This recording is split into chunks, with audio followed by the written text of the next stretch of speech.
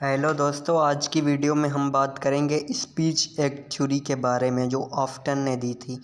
Speech act theory में हम बात करेंगे कि व्हाट इज़ स्पीच एक्ट है क्या, और उसके बाद में हम इस थ्योरी के बारे में बात करेंगे। तो सबसे पहले स्पीच एक्ट क्या होता है।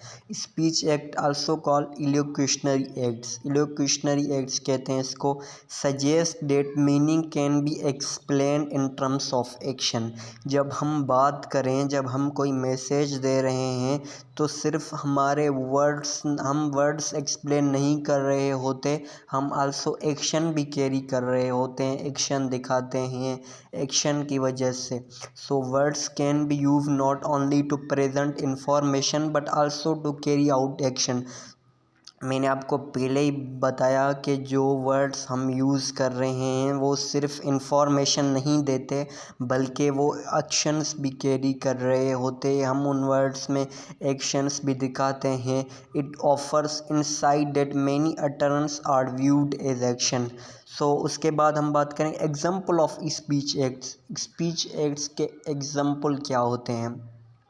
जब हम बात कर रहे हैं तो हम सिर्फ वर्ड्स, हम बात नहीं कन्वर्ट कर रहे, उसके साथ साथ हम एक्शन भी कैरी कर रहे हैं। हम रिक्वेस्ट कर रहे हैं, हम वार्निंग दे रहे हैं, हम इनवाइट कर रहे हैं, हम प्रॉमिस कर रहे हैं, हम एपोलोजाइज कर रहे हैं, हम प्रेडिक्शंस कर रहे हैं।